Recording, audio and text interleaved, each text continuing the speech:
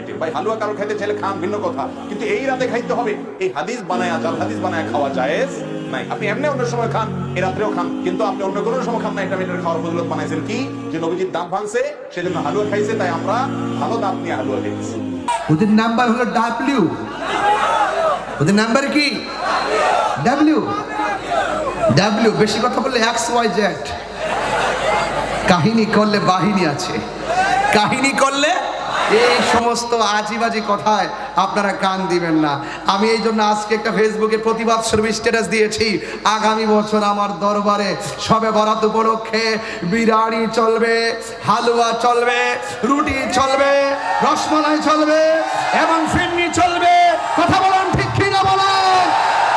সারা রাত ইবাদতের পাশাপাশি, আমরা ওয়াজ নসিহতের পাশাপাশি ইনশাআল্লাহ হালুয়া রুটি পায়েস চলবে, আর ওই সমস্ত বেদাতকারীরা জ্বলবে। কথা বলেন।